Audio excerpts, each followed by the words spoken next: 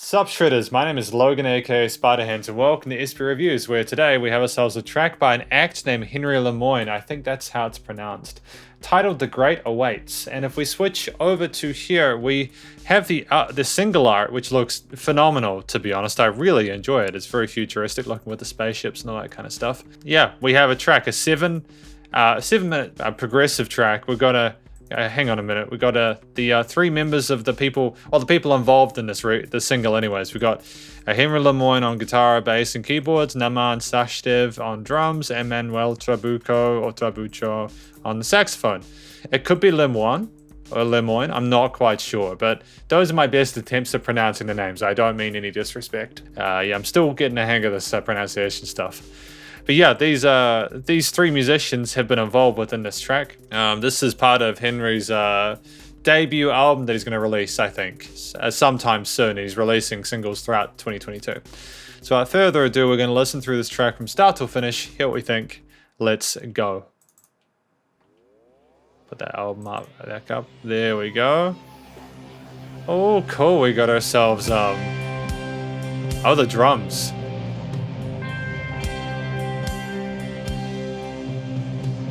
I love the futuristic foley combined with the guitar and drums at this point.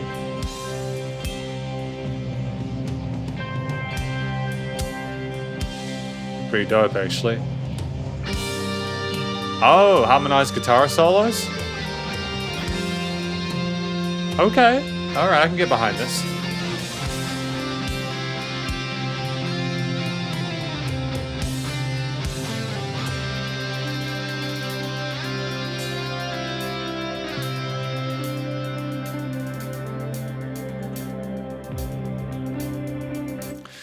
Does almost sort of sound like a sort of a space utopian kind of groove here with this album art here, or the single art. I like it. There's finesse involved with these guitar solos or lead melodies, as well as the cymbal work as well. Fantastic so far. Nice and fresh sounding with the production as well.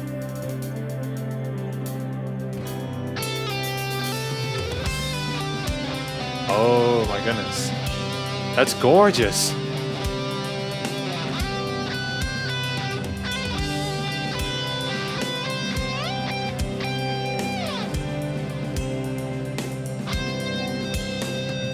Before we go any further, I want to sort of emphasize the importance of how we're phrasing that lead guitar in this part, among the harmony and the percussion. It acts kind of as a voice. You know, he's phrasing it. He's not rushing to play a million notes a second. He understands how to work within the relative modes and scales to create something that articulates it's a fantastic substitution for a vocal lead track.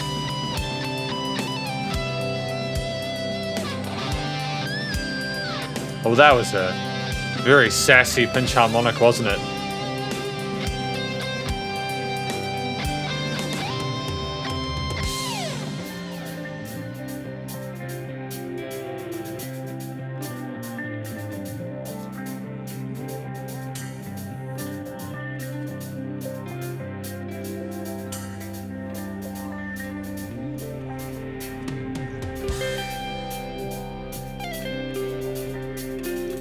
You got some wah pedal effects going on the right with the guitars, and you've got more of this continuation of the lead with a different pickup position, maybe? Oh, some chromaticism going on there, some semitonal shifts. And saxophone, there we go. That's fun. I know we went through the people involved with this track at the start, but at the same time, it was still surprising to me for some reason. Oh, it's panning to the left really nicely. Actually, I quite like that. It's progressive rock vibe to it.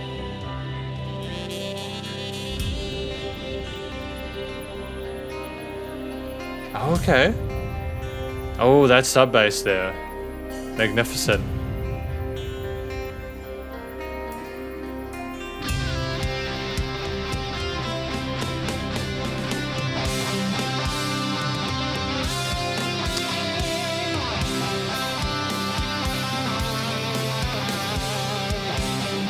Okay. Alright, I can get behind this.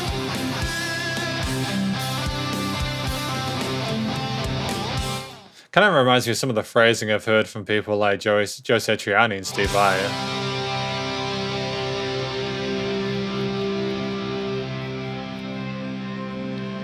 It's got an adorable sense of playfulness to it as well. Oh?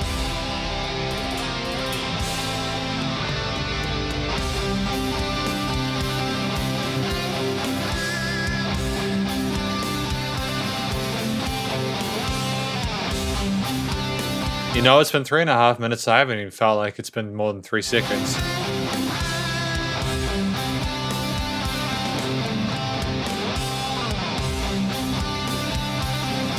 That bass, that kick is...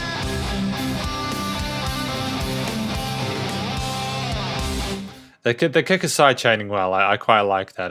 Yeah, the production is solid. Especially when there's already so much going on in the song itself, you know?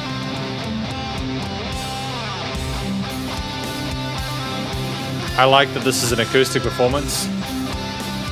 Kind of sounds like they're playing live in the room together, you know? There's this organic nature to the performance where it doesn't feel like it's been sterilized to a click track.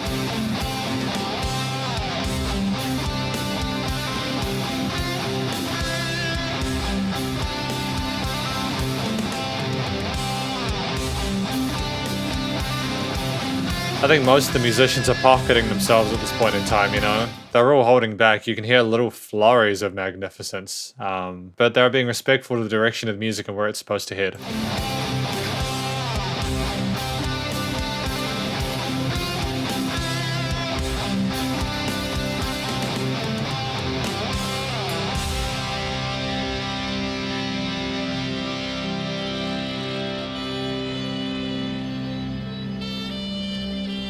And back with that saxophone. Cool. Welcome addition. I got nothing but love for it, man. Nothing but love. It's nice to hear the saxophone alongside these fizzling, voluptuous guitar riffs. These melodies and the drums. I can hear the bass in there. I was wondering where the bass guitar was. It was just so well mixed into the groove of itself. It was glued. One of the freshest sounding tracks like this I've heard all year.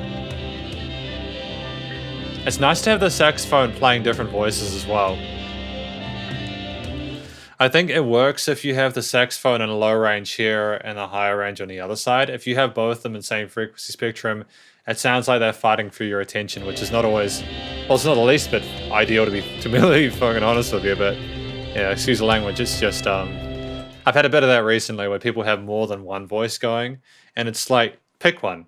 Don't do both voices at once. The listener will get confused, you know?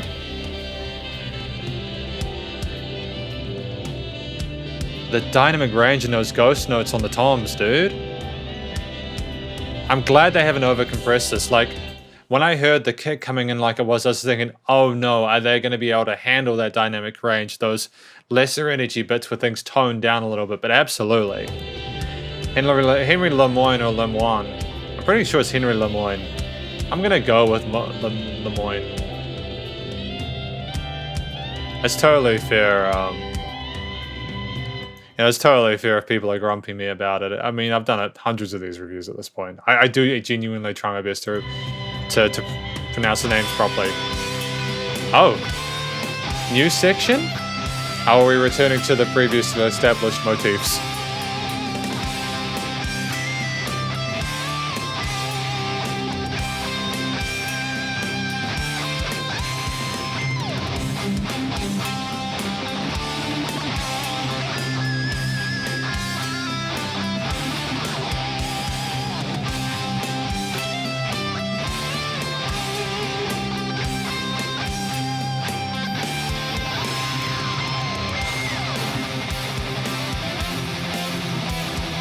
Oh, this is fun. This is so much higher intensity than what we had before.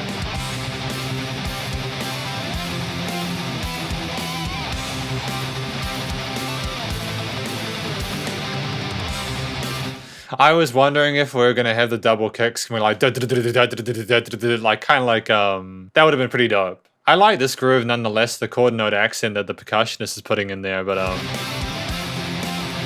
I I guess the guitar is the focal point at this point, you know? Being the voice and all, even being harmonized.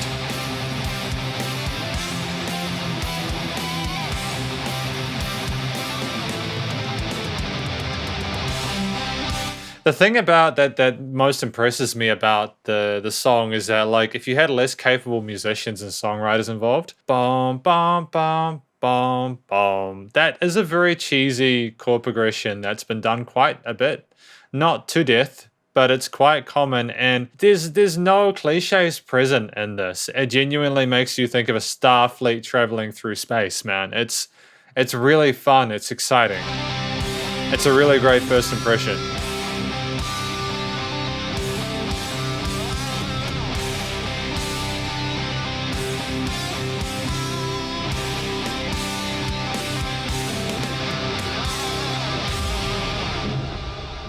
Oh, sensational, man. Lots of love for that.